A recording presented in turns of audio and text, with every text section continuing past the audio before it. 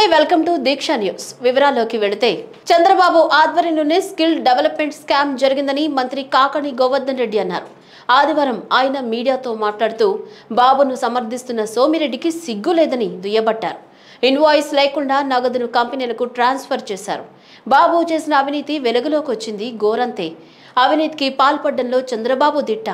వ్యవస్థలను మేనేజ్ చేసేందుకే లోకేష్ ఢిల్లీకి వెళ్లారు అంటూ మంత్రి మండిపడ్డారు. జూన్ 30, 2015 నాడు ఇచ్చినటువంటి జీవో కాపీ.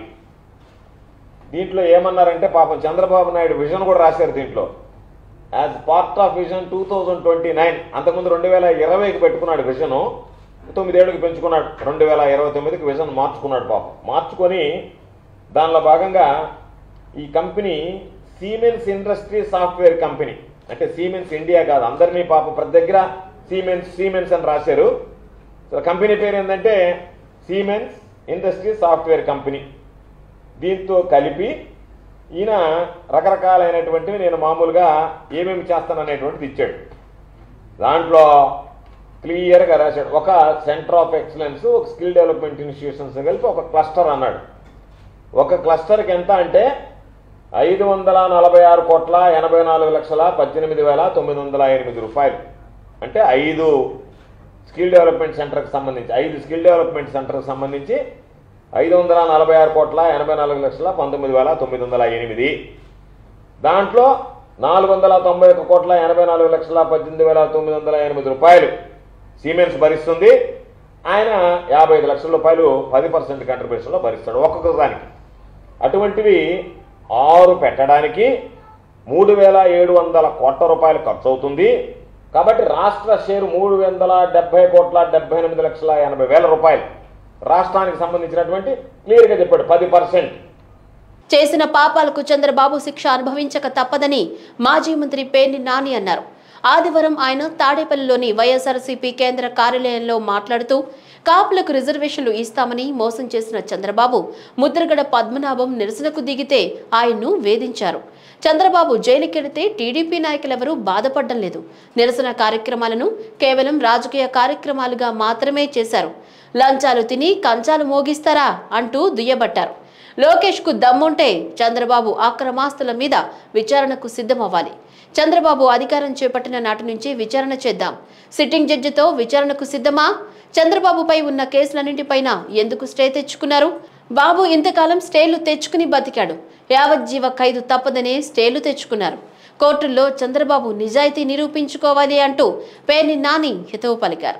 చంద్రబాబు నాయుడు గారికి తెలుసు ఈ మీద విచారణ జరిగితే యావజ్జీవ ఖైదు తప్పదని తెలిసే ఇన్ని స్టేలు మీద ఆయన అన్నం తిని బతకట్లా, స్టేలు మీద బతుకుతున్నాడు చంద్రబాబు నాయుడు. ఈ సంగతి మీ కుటుంబ సభ్యులందరూ తెలుసుకుని ఇప్పటికైనా ప్రాయశ్చిత్తం పొంది జనం దగ్గర కొట్టేసినటువంటి ఈ 100 కోట్ల రూపాయలని, ప్రజల ధనాన్ని వెనక్కి కట్టేస్తే, ప్రజల ఖజానా కట్టేస్తే దేవుడు చల్లగా మిమ్మల్ని చూస్తాడని చెప్పని మీకు హితవు పలుకుతూ, లేదా ఛాలెంజ్ స్వీకరించి సిట్టింగ్ జడ్జి చేత 1995 నుంచి ఇప్పటి వరకు చంద్రబాబు ఆస్తుల మీద, మీ ఆస్తుల మీద మొత్తం విచారణకి సిద్ధమమ్మని చెప్పని ఛాలెంజ్ చేస్తున్నాం.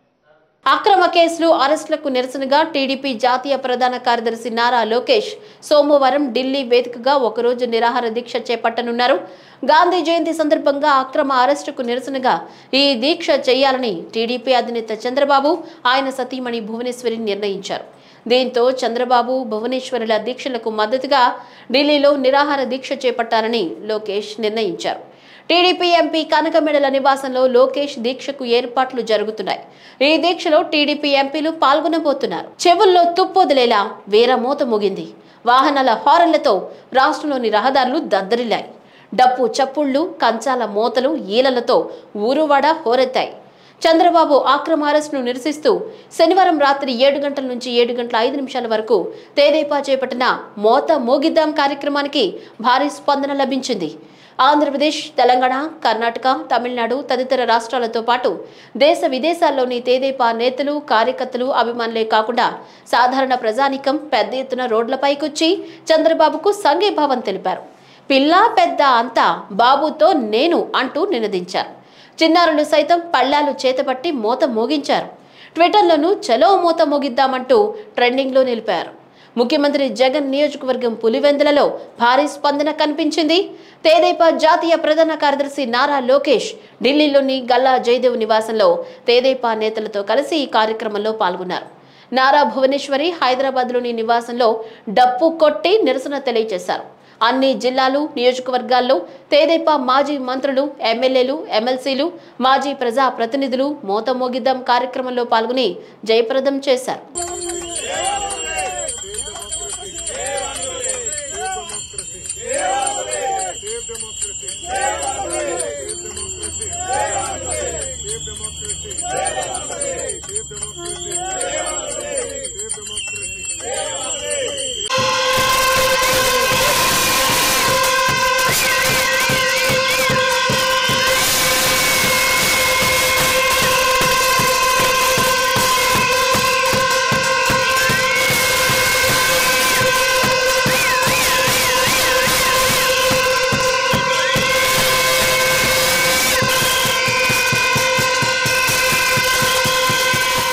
చంద్రబాబు నాయుడు అక్రమ అరెస్టును నిరసిస్తూ కర్నూలు జిల్లాలో నిరసనలు కొనసాగుతున్నాయి. పార్టీ పిలుపు మేరకు శనివారం రాత్రి 7:05 పాటు జిల్లా వ్యాప్తంగా ప్రజలు స్వచ్ఛందంగా ప్లేట్లతో శబ్దాలు చేస్తూ చంద్రబాబు నాయుడును వెంటనే విడుదల చేయాలని డిమాండ్ చేశారు. పాణ్యం నియోజకవర్గంలోని మాజీ ఎమ్మెల్యే గౌరు చరితారెడ్డి ఇంటి ముందు చంద్రబాబు నాయుడుకు మద్దతుగా ప్లేట్లతో నిరసన తెలిపారు. నారా బ్రాహ్మణి, నారా లోకేష్, నారా భువనేశ్వరి ఆదేశాల మేరకు పార్టీ అధ్యక్షుడు అచ్చెన్నాయుడు గారి ఆదేశాల మేరకు ఈరోజు 7 గంటల నుంచి 7:05 మూత మోదించడం జరిగింది.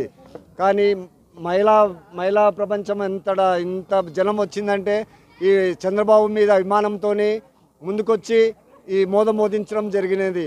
రేపు 4వ తేదీ ఖచ్చితంగా చంద్రబాబు రిమాండ్ క్యాన్సిల్ అయ్యి బయటకు వస్తాడని ఆశిస్తూ ప్యాలెస్లో ఉన్న జగన్మోహన్ రెడ్డికి చెవులు దిమ్మ తిరిగేటట్టుగా ఈ మూత మోగే కార్యక్రమాన్ని పెట్టాము.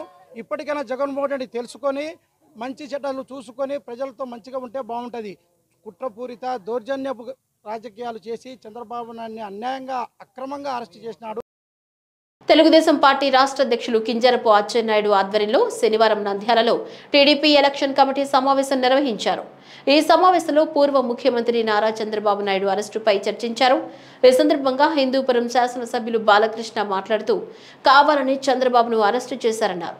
స్కిల్ డెవలప్మెంట్ ద్వారా ఆయన ఉద్యోగ అవకాశాలు కల్పించారని, అందుకు చంద్రబాబును అరెస్టు చేశారన్నారు. ప్రజల నుంచి టీడీపీకి వస్తున్న ఆదరణ చూసి ఓర్వలేకే రాష్ట్ర ప్రభుత్వం కక్ష సాధింపు చర్యలకు పాల్పడుతోందన్నారు. పార్టీ రాష్ట్ర అధ్యక్షులు కింజరపు అచ్చెన్నాయుడు మాట్లాడుతూ చంద్రబాబు నాయుడు అరెస్టుకు నిరసనగా అక్టోబర్ 2న ఆయన సతీమణి నారా భువనేశ్వరి నిరసన దీక్ష చేపడుతున్నట్లు చెప్పారు. ఎన్ని అక్రమ కేసులు పెట్టినా వచ్చే ఎన్నికల్లో తెలుగుదేశం పార్టీనే ప్రభుత్వం ఏర్పాటు చేస్తుందన్నారు. దాంట్లో రకరకాల అది ఐటీ కావచ్చు, లేకపోతే ఒక కార్పెంటర్ కావచ్చు, ప్లంబర్ కావచ్చు, అటువంటి అందరూ కూడా వారి స్థాయికి తగ్గట్టుగా వాళ్ళ ఇష్టానికి తగ్గట్టుగా ఆ రోజు స్కిల్ డెవలప్మెంట్ పెట్టడం జరిగింది. స్కిల్ డెవలప్మెంట్ ఎవరు? ముఖ్యమంత్రి ఓన్లీ పాలసీ మేకర్. ఇది చేయాలనుకుంటానంటాడు, దాన్ని అమలు చేయవలసింది ఎవరు? సెక్రటరీలు. అప్పుడు ప్రిన్సిపల్ ఫైనాన్స్ సెక్రటరీ ఎవరు? అజయ్ కలాం రెడ్డి. ఆయనే ఇది తీసుకొచ్చాడు ప్రపోజల్ చంద్రబాబు నాయుడు గారికి. బాగుంటుందని, నిజంగా చాలా బాగుంటుంది, అందరికి ఉపయోగపడుతుందని ఇమీడియట్ గా క్యాబినెట్ లో దాన్ని ఆమోదం పొందింది. ఇది కూడా రోడ్డు కూడా ఆమోదం పొందింది కదా క్యాబినెట్ లో. మరి రోజు ఎవరు ఎందుకు దాన్ని ఏదో ఒక కంపెనీకి లేకపోతే హెరిటేజ్ కోసం ఈ ఎలియేషన్ ని డైవర్ట్ చేశారని ఎందుకు? అసలు దానికి దీనికి ఎటువంటి సంబంధం లేదు, ఏం జరగంది. చంద్రబాబు నాయుడు అక్రమ అరెస్టును ఖండించినటువంటి ప్రతి ఒక్కరికి 2వ తారీఖు సాయంత్రం 7 గంటలకి ఒక ప్రోగ్రాం ఇచ్చాం. 7 నుంచి ఒక 5 నిమిషాలు ప్రతి ఒక్క ఇంటిలో లైట్లన్నీ కూడా ఆఫ్ చేసి వరండాలోకి వచ్చి వారు కొవ్వొత్తులతో నిరసన తెలియచేయడంతో పాటు అక్రమ అరెస్టుని ఖండించే విధంగా ఒక ప్రోగ్రాం కూడా తీసుకోవడం జరిగిందని చెప్పి మీ అందరికీ తెలియజేస్తున్నాను. ఈ రోజు నుంచి రాష్ట్ర వ్యాప్తంగా వైఎస్ఆర్ పెన్షన్ కానుక పంపిణీ కార్యక్రమం కొనసాగుతోంది. వాలంటీర్లు ఈ ఉదయం నుంచి లబ్ధిదారుల ఇళ్లకు వెళ్లి పెన్షన్ ను అందిస్తున్నారు. మొత్తం 65,78,854 మంది లబ్ధి పొందాల్సి ఉండగా ఇప్పటి వరకు 37,59,475 మందికి పింఛన్ అందించారు. ఇప్పటి వరకు 57.14% మంది పింఛన్ అందుకున్నారు. రాష్ట్ర ప్రభుత్వం పెన్షన్ల పంపిణీ కోసం 1813 కోట్ల రూపాయలను విడుదల చేసింది. బీజేపీ జాతీయ కార్యవర్గ సభ్యులు ఎస్ సోము వీర్రాజు తిరుపతిలోని అలిపిరి లింక్ బస్టాండ్ వద్ద స్వచ్ఛతే సేవా కార్యక్రమంలో పాల్గొన్నారు. లింక్ బస్టాండ్ లో చెత్తను శుభ్రం చేశారు. ఈ సందర్భంగా సోము వీర్రాజు మాట్లాడుతూ సెప్టెంబర్ 17 ప్రధానమంత్రి నరేంద్ర మోడీ జన్మదినం నుంచి సేవా పక్షోత్సవాలుగా జరుపుకుంటున్నట్లు చెప్పారు. ఇప్పటికే రక్తదాన శిబిరాలు, ఉచిత వైద్య శిబిరాలను, కేంద్ర ప్రభుత్వ పథకాలను వివరించే ఎగ్జిబిషన్ ఏర్పాటు చేశామన్నారు. పరిసరాలను పరిశుభ్రంగా ఉంచడం మన బాధ్యత అన్నారు. స్వచ్ఛతే సేవా కార్యక్రమానికి ప్రజలు స్వచ్ఛందంగా తరలివస్తున్నారన్నారు. అలిపిరి లింక్ బస్టాండ్ లో చెత్తను శుభ్రం చేసే సమయంలో భక్తులు తమతో భాగస్వాములయ్యారని చెప్పారు. నరేంద్ర మోడీ గారు సెప్టెంబర్ 17న జన్మించిన సందర్భంలో సెప్టెంబర్ 17 నుంచి అక్టోబర్ 2 వరకు వివిధ కార్యక్రమాల్ని రాజకీయ పార్టీల్లో కూడా సేవా దృక్పథాన్ని పెంచాలి. ఈ 15 రోజుల్లో 15 కార్యక్రమాల్ని రూపకల్పన చేయడం జరిగింది. ఇందులో పెద్ద ఎత్తున మెడికల్ క్యాంప్స్ నిర్వర్తించాం రాష్ట్ర వ్యాప్తంగా, దేశవ్యాప్తంగా. అదేవిధంగా బ్లడ్ డొనేషన్ క్యాంప్స్ని నిర్వర్తించాం. అదేవిధంగా గ్రామాల్లో పర్యటించడం జరిగింది. అదేవిధంగా ఈరోజు ప్రీతమ కార్యక్రమం అయినటువంటి మాసపుత్రిక అయినటువంటి ఈ యొక్క స్వచ్ఛ భారత్ని మనం పార్టీ కూడా కార్యకర్తలందరూ కూడా ఈవేళ పాల్గొవాలి కార్యక్రమంలో అని దిశానిర్దేశం చేసిన సందర్భంలో ఈ కార్యక్రమంలో భారతీయ జనతా పార్టీ కార్యకర్తలందరూ కూడా దేశవ్యాప్తంగా, రాష్ట్ర వ్యాప్తంగా, మండల స్థాయిలో ఈ కార్యక్రమాన్ని పెద్ద ఎత్తున నిర్వర్తిస్తున్నామనేది చెప్పడానికి మేము సంతోషిస్తున్నాం. ప్రధాని పిలుపుపై స్వచ్ఛతే సేవా కార్యక్రమంలో భాగంగా ఈ రోజు 1 తేదీ 1 గంట కలిసికట్టుగా కార్యక్రమాన్ని జిల్లా వ్యాప్తంగా చేపట్టామని జిల్లా కలెక్టర్ ప్రసన్న వెంకటేష్ అన్నారు. ఈ ఉదయం ఏలూరు జిల్లా మల్కాపురం గ్రామంలో స్థానిక నాయకులు, ప్రజలతో కలిసి ఆయన ఈ కార్యక్రమంలో పాల్గొన్నారు. వీధుల్లో మురికిని శుభ్రపరచిన అనంతరం కలెక్టర్ మీడియాతో మాట్లాడుతూ స్వచ్ఛతపై ప్రతి ఒక్కరూ దృష్టి పెట్టాలన్నారు. తమ పరిసరాలను తామే పరిశుభ్రంగా ఉంచుకోవాలని సూచించారు. ప్రధాని నరేంద్ర మోడీ ఇచ్చిన ఈ పిలుపు ద్వారా ప్రతి ఒక్కరూ స్వచ్ఛత వైపు చూస్తున్నారని పేర్కొన్నారు. స్వచ్ఛ హీ సేవ భాగంగా ప్రధానమంత్రి గారు పిలుపు మీద 1 తారీఖు 1 గంట 1 సాత్ శ్రమదాన్ ద్వారా ప్రజలందరితో కలిసి శానిటేషన్ డ్రైవ్ అన్నది టేకప్ చేయాలని చెప్పి పిలుపునివ్వడం జరిగింది. దాని భాగంగా ఈరోజు ఏలూరు జిల్లాలో ప్రతి ఆఫీసెస్లో, ప్రతి గ్రామ పంచాయతీలో కూడా ప్రజాప్రతినిధులతో కలిసి అధికారులు, పబ్లిక్ అందరూ కూడా శ్రమదాన్ యాక్టివిటీలో ఈరోజు ఇన్వాల్వ్ అయి ఉన్నారు. దాని భాగంగా ఈరోజు మల్కాపురం విలేజ్కి నేను రావడం జరిగింది. సర్పంచ్ గారు మరియు లోకల్ విలేజర్స్ అందరూ కూడా కలిసి శానిటేషన్ డ్రైవ్ టేకప్ చేయడం ఈరోజు జరిగింది. ప్రధానమంత్రి నరేంద్ర మోడీ పిలుపు మేరకు స్వచ్ఛతే సేవా కార్యక్రమం పశ్చిమ గోదావరి జిల్లా అంతటా నిర్వహించారు. తాడేపల్లి గూడెంలోని మున్సిపల్ సిబ్బంది, మున్సిపల్ కౌన్సిలర్లు రోడ్లను శుభ్రం చేసి పొదలను తొలగించారు. అనంతరం మున్సిపల్ కౌన్సిలర్ మారిశెట్టి రమణ మాట్లాడుతూ కేంద్ర ప్రభుత్వం పిలుపు మేరకు, రాష్ట్ర ప్రభుత్వ ఆదేశాల మేరకు తాడేపల్లి గూడెం పట్టణంలో స్వచ్ఛతే సేవా కార్యక్రమాలు చేపట్టామన్నారు. మున్సిపల్ పరిధులను, వీధులను, బస్టాండ్, రైల్వే స్టేషన్లను కూడా పరిశుభ్రంగా ఉంచేందుకు గత 15 రోజులుగా కార్యక్రమాలను అమలు చేస్తున్నామన్నారు. ఎన్టీఆర్ జిల్లా నెడమానూరులో స్వచ్ఛతే సేవా కార్యక్రమాన్ని గ్రామస్తులు నిర్వహించారు. స్థానిక ప్రభుత్వ కార్యాలయాలు, బహిరంగ ప్రదేశాల్లో ఈ కార్యక్రమాన్ని చేపట్టారు.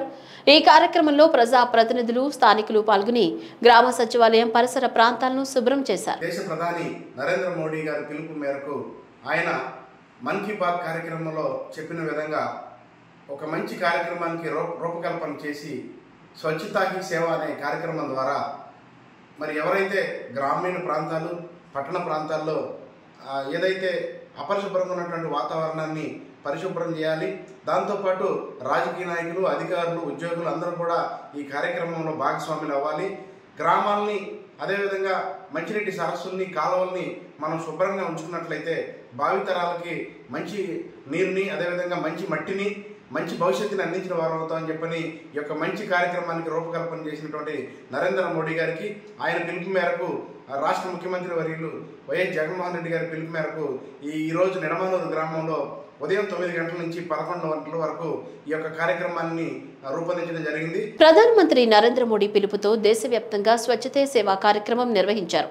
దక్షిణ మధ్య రైల్వే ఆధ్వర్యంలో స్వచ్ఛతే సేవా కార్యక్రమంలో రైల్వే ఉద్యోగులు, సిబ్బంది పాల్గొన్నారు. రైల్వే క్వార్టర్స్లలో పరిసరాలను పరిశుభ్రం చేశారు. ఈ సందర్భంగా సిఆర్ఎస్ చీఫ్ వర్క్షాప్ మేనేజర్ ఏ దేవసహాయం మాట్లాడుతూ గంట పాటు స్వచ్ఛతే సేవా కార్యక్రమం నిర్వహించామన్నారు. 500 మందికి పైగా రైల్వే శాఖకు చెందిన సిబ్బంది పరిసరాలను పరిశుభ్రం చేశామన్నారు. అంతేకాకుండా ప్రజలందరూ కూడా తమ ప్రాంతాలను పరిశుభ్రంగా ఉంచేందుకు ప్రయత్నించాలన్నారు. సెట్టిపల్లికి చెందిన స్థానిక ప్రజా ప్రతినిధులు కూడా స్వచ్ఛతే సేవా కార్యక్రమంలో పాల్గొన్నారు. వర్క్షాప్ రేణుగుంట నుండి ఈరోజు స్వచ్ఛత కార్యక్రమంలో పాల్గొన్నాము. మరి మన గౌరవనీయులు ప్రధానమంత్రి అయినటువంటి నరేంద్ర మోడీ గారి పిలుపు ప్రకారంగా అన్ని కేంద్రీయ శాఖలతో పాటు రైల్వేస్ కూడా మరి స్వచ్ఛతా అభియాన్ని ఫాలో అవుతూ ఉంది. మరి ఈరోజు మరి ప్రధానమంత్రి గారు కూడా మరి 10 గంటల నుంచి 11 గంటల వరకు ఈ యొక్క ఏర్పరిచినటువంటి కార్యక్రమంలో పాల్గొంటున్నారు. మేము కూడా మరి 100 ప్రదేశాల్లో వర్క్షాప్లో ఉన్నటువంటి డిఫరెంట్ 100 లొకేషన్స్లో డిఫరెంట్ టీమ్స్గా ఏర్పడి మరి ఈ యొక్క స్వచ్ఛతా అభియాన్లో పాల్గొంటున్నాము. నేను సెట్టిపల్లి సర్పంచ్ని. నాకు సిఆర్ఎస్ వాళ్ళు ఇన్విటేషన్ ఇచ్చారు. వచ్చి మళ్ళీ స్వచ్ఛ భారత్లో ప్రజలందరూ పాల్గొని కార్యక్రమం పాల్గొన్నాను. సేవా కార్యక్రమం చేస్తాను. నగరవాసులకు ఆహ్లాదాన్ని అందించేందుకు ఏర్పాటు చేసిన under water fish tunnel exhibition central నియోజకవర్గ ఎమ్మెల్యే మల్లాది విష్ణు లాంఛనంగా ప్రారంభించారు. ఇప్పటి వరకు దుబాయ్, మలేషియా, సింగపూర్ ప్రాంతాలకే పరిమితమైన under water tunnel fish exhibition ఇప్పుడు విజయవాడ నగరం నడిబొడ్డున సందర్శకుల కోసం ఏర్పాటు చేయడం అభినందనీయమని ఆయన పేర్కొన్నారు. చుట్టుగుంట శాతవాహన కాలేజ్ గ్రౌండ్స్ లో under water tunnel fish exhibition ఏర్పాటు చేశారు. ఆటలు, ఆహ్లాదానికి అందరూ దూరం అవుతున్న వేళ విజయవాడ నగరంలో కొత్త ప్రపంచం ఆవిష్కృతమైంది అన్నారు. అండర్ టన్నెల్ వాటర్ లో రకరకాల చేపలున్నాయని, ఈ చేపలు కనువిందు చేస్తున్నాయని, చిన్న పెద్ద తేడా లేకుండా అందరినీ ఎగ్జిబిషన్ అలరిస్తుందని చెప్పారు. రానున్న సాధారణ ఎన్నికల్లో వినియోగించడానికి జిల్లాకు వచ్చిన ఈవీఎం, బ్యాలెట్ యూనిట్లు, వీవీపాట్ల తొలి దశ పరిశీలనకు ఏర్పాట్లు చేసినట్లు ప్రకాశం జిల్లా కలెక్టర్ ఏఎస్ దినేష్ కుమార్ తెలిపారు. ఒంగోలు మామిడిపాలెంలో ఉన్న ఈవీఎం గోదాములను శనివారం సాయంత్రం ఆయన తనిఖీ చేశారు. ఈ సందర్భంగా ఇటీవల జిల్లాకు వచ్చిన బ్యాలెట్ యూనిట్లను ఆయన పరిశీలించారు. అనంతరం కలెక్టర్ దినేష్ కుమార్ మాట్లాడుతూ తొలి దశ పరిశీలన ప్రక్రియ అక్టోబర్ 16వ తేదీ నుంచి 23 రోజుల పాటు జరగనుందని, దీనికోసం బెంగళూరు బెల్ కంపెనీ నుంచి 15 మంది నిపుణులు వస్తున్నారని చెప్పారు. ఈ పరిశీలనకు సంబంధించి అవసరమైన అన్ని ఏర్పాట్లు చేయడం జరిగిందన్నారు. దీనికోసం డిఆర్ఓ ఆర్ శ్రీలతను నోడల్ అధికారిగా నియమించినట్లు చెప్పారు. మనకి దాదాపుగా ఒక 7,000 CUs control units and around 5,000 ballot units మనం బెంగళూరు అండ్ ఉత్తరాఖండ్ నుంచి తీసుకురావడం జరిగింది. అది మనకున్న గుడౌన్స్ 1 and 2లో సేఫ్ కస్టడీలో పెట్టడం జరిగింది. ఇప్పుడు 4th అక్టోబర్ నుంచి ఈ అక్సెప్టెన్స్ టెస్ట్, అంటే వాళ్ళు మనకి ఇచ్చిన దానికి కూడా కొత్త యూనిట్స్ వలన ఫస్ట్ అది పనిచేస్తుందా లేదా అని first of all political parties plus అధికారులు అండ్ బెల్ ఇంజనీర్స్ వాళ్ళందరూ కలిసి దాదాపుగా ఒక 7 రోజు వరకు అక్సెప్టెన్స్ టెస్ట్ చేస్తారు. ఈ అక్సెప్టెన్స్ టెస్ట్లో వచ్చిన control units and ballot units అన్నీ కూడా ప్రతి ఒక్క బటన్స్ అన్నీ కూడా పనిచేస్తుందా లేదా, అండ్ మెకానికల్ అండ్ ఎలక్ట్రానికల్గా ఏదైనా డిఫెక్ట్ ఉంటుందా లేదా అని కూడా బెల్ ఇంజనీర్సే చెక్ చేస్తారు. వాళ్ళు సర్టిఫై చేసి సెలెక్ట్ చేసిన దాన్ని కూడా మనం ఎంఐఎస్లో ఆన్లైన్ ఎంఐఎస్లో ఎంటర్ చేయడం జరుగుతుంది. ఏది డిఫెక్టివ్ ఉంటుందో అది తీసి సపరేట్గా పడడం జరుగుతుంది. దీని తర్వాత మన దగ్గర ఉంటున్న ఈ 7,000 బ్యాలెట్ యూనిట్స్, దాదాపుగా 5,600 control units and another 6,000 VVPATs, ఇది 3 కూడా మనం అక్టోబర్ 16th నుండి ఈ ఫస్ట్ లెవెల్ చెకింగ్, FLCs అంటారు, ది ఫస్ట్ లెవెల్ చెకింగ్ కూడా మనం ఏర్పాటు చేస్తున్నాము. ఈ వార్తలు ఇంతటితో సమాప్తం. నమస్కారం.